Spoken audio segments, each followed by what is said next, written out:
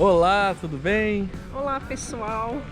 Então, hoje estamos aqui no Ernest Cole Visitor Center, que é no parque de Everglades. Esse parque é um parque nacional da Flórida, onde eles têm os pântanos. Quem é da nossa geração deve lembrar dos desenhos animados do Pica-Pau, do Alligator, em que passava principalmente aqui nesse parque de Everglades, dos pântanos dos Everglades. Hoje nós vamos visitar duas entradas desse parque. Esse parque possui várias entradas. As mais próximas aqui de Miami são essa do Ernest Cole, a Flamingo e a Shark Valley. Hoje nós vamos ver o trecho entre a Ernest Cole e a Flamingo. Sempre que visitarem qualquer parque nacional dos Estados Unidos, como é o caso do Everglades, nós recomendamos sempre parar no Visitor Center, pois eles têm muitas informações, mapas, dicas que você pode aproveitar ao máximo o seu passeio. Já aqui na entrada você tem horário de várias atividades que eles oferecem, como passeio de bicicleta, o Warringah Amble, que é uma trilha acompanhada pelo Ranger para ver crocodilos, pássaros e outros animais da região. Tem também o Snow's Log, que é uma trilha com o Ranger em várias partes alagadas do pântano, e o horário para a base de mísseis Nike, entre outros.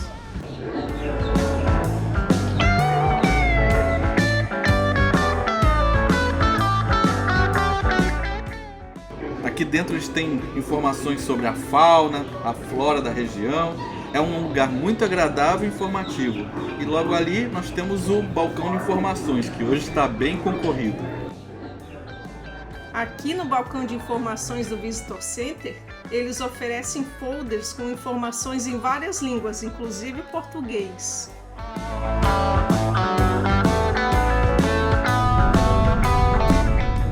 Estamos a caminho da base de mísseis, pois a visita começa em poucos minutos.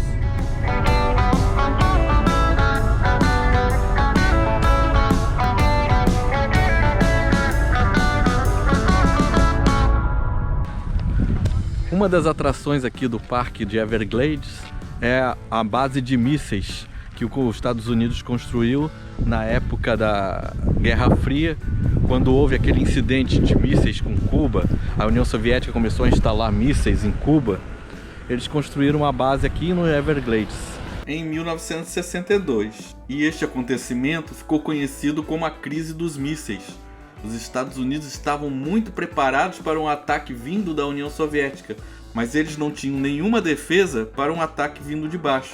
Por isso, quando descobriram navios soviéticos levando mísseis para Cuba e aviões espiões dos Estados Unidos sobrevoaram Cuba e fotografaram a base de mísseis, houve uma grande tensão entre os dois países e eles estiveram muito perto de iniciar uma guerra nuclear.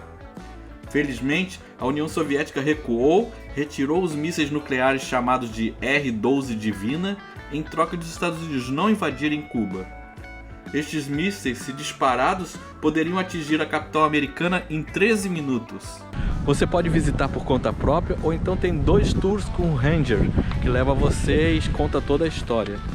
Aqui tem um mapinha que mostra como chegar. É nessa construção rosa aqui que começa às 10 horas da manhã e às 2 da tarde tem um tour de 1h30 por essa base. Aqui o Ranger está fazendo uma explicação preliminar da história e do que nós vamos ver em seguida. Nessa casa rosa começa o tour. Aqui viviam os soldados na época em que isso aqui era o campo de mísseis. Eles comiam aqui nessa casa, tinham enfermaria, tinham outras coisas aqui nessa casa, é onde os soldados ficavam. A 1 milha daqui fica o campo de mísseis propriamente dito. O tour consiste basicamente de meia hora, o Ranger fica falando sobre a história, como é que aconteceu a crise de Cuba e etc. E depois ele vai guiar de carro, ele pega o carro dele e você vai com o seu carro atrás dele até a base de mísseis, aonde ele vai mostrar os mísseis que ainda estão aqui.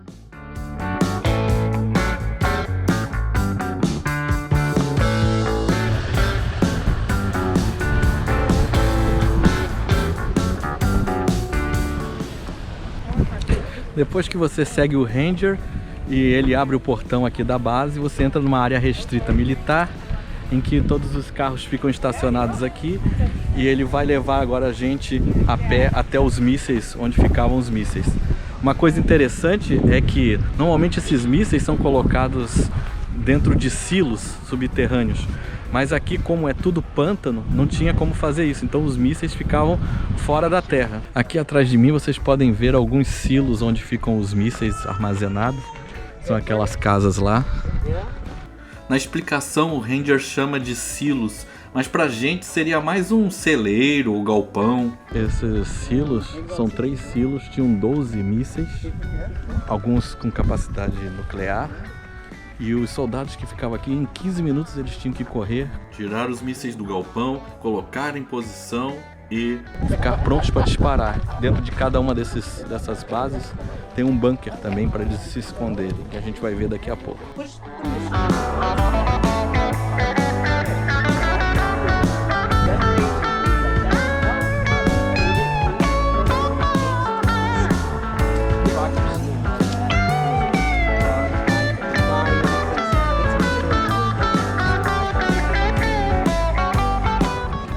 Que era onde eles faziam a montagem dos mísseis.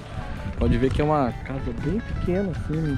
A gente espera que um lugar para montagem de mísseis seja muito grande, etc. Mas aqui, como eram mísseis para contra-atacar mísseis que viessem contra os Estados Unidos, eram só para proteger os Estados Unidos, eram mísseis relativamente pequenos, e pode ver que a casa é bem pequena onde eles montavam os mísseis. Agora nós vamos para o lugar onde eles armazenavam esses mísseis, que eram os celeiros.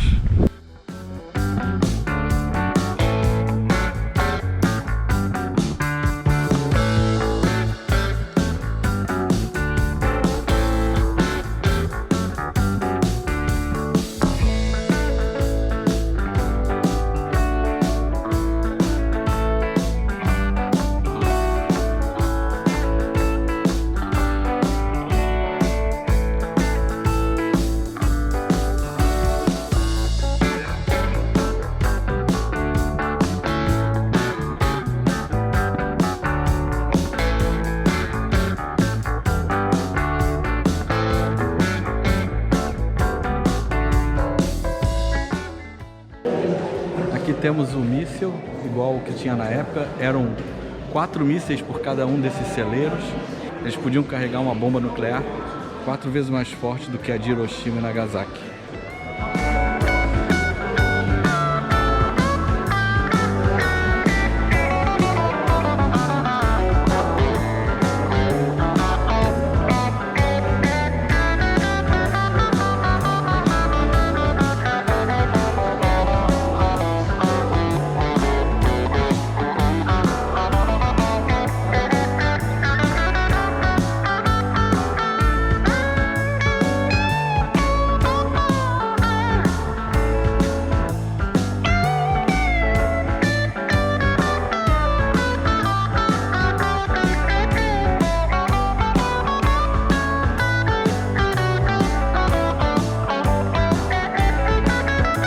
Aqui é o nariz do míssil, como era por dentro.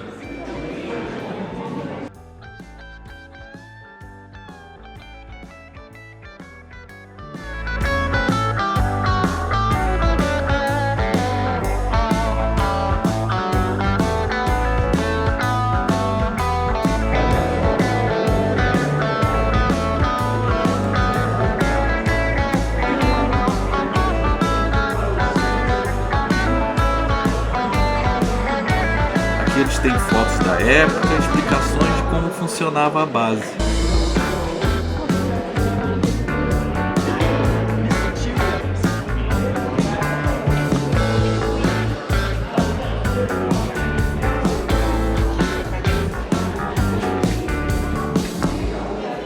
Aqui nós temos os controladores dos mísseis na época, eram os computadores deles.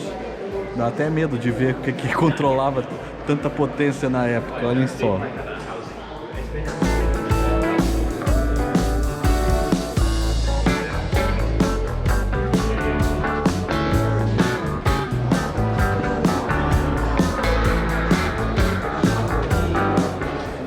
capacidade era mínima, né? Se comparado hoje em dia. É. Não, aquilo ali deve ser mais fraco aquilo ali, a memória daquilo ali, do que um relógio, um Apple Watch hoje em dia. Então é de assustar de você ver que tanta potência militar E nuclear estava sendo controlada por um equipamento que hoje parece tão rudimentar, né? É incrível. Essa é uma visão do silo. São 3 silos aqui. Cada silo tinha 4 mísseis. Os soldados ficavam em permanente prontidão para poder preparar esses silos. Tinha treinamento o tempo todo. Em 15 minutos eles tinham que estar com o míssil já colocado aqui para fora, levantado, pronto para ser disparado. E eles mandavam um comando lá para a base dizendo: estamos com os mísseis prontos, e aí eles diziam se era para disparar ou não. Aqui dá para ver os trilhos que eram utilizados para carregar os mísseis para dentro e para fora do celeiro.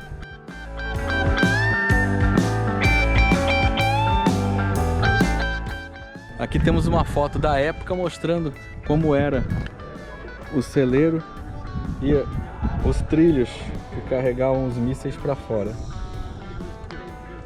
Depois da visita, eles permitem que você dê um passeio pela base a pé ou de carro. Nós vamos dar um passeio rápido de carro para vocês terem ideia de como é a base.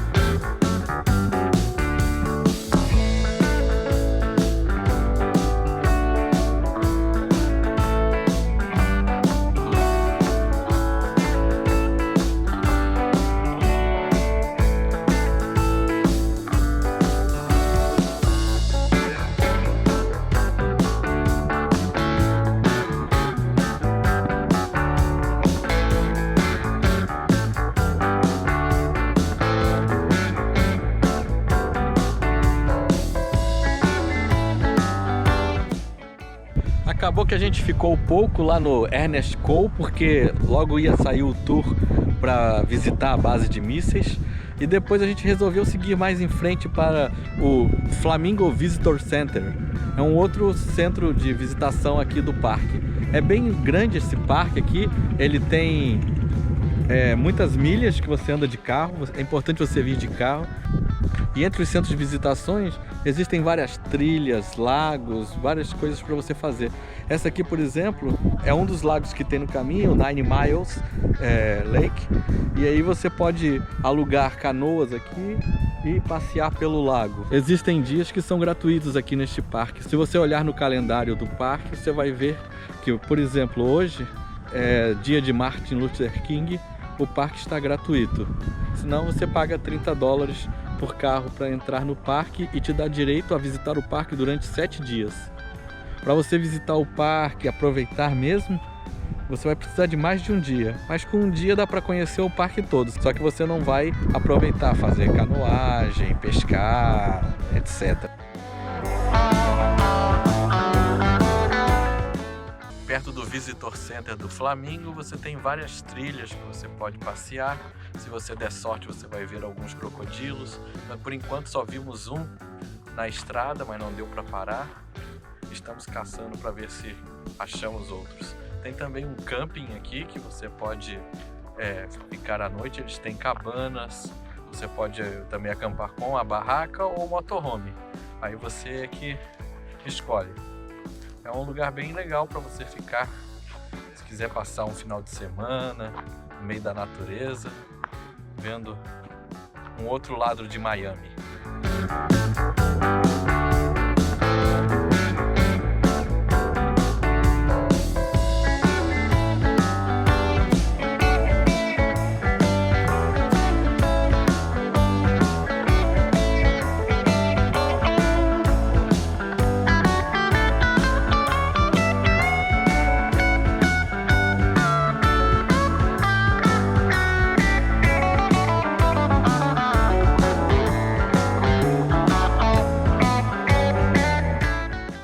parque é todo assim, cheio de trilhas, você pode escolher muitas trilhas. Essa daqui, por exemplo, se chama Snake Bite, tem 2,7 quilômetros. E você vai andando assim, no meio do pântano, no meio da natureza e visualizando os animais que você encontra no caminho. Infelizmente hoje os crocodilos não quiseram dar as caras, não tivemos sorte de ver os crocodilos. Talvez pela temperatura hoje não esteja quente. Mas então é isso, pessoal. Comentem se vocês já conhecem Miami, se já estiveram aqui em Everglades. E não se esqueçam de se inscrever no canal e curtir o vídeo para acompanhar sempre a gente em nossas viagens. Até a próxima!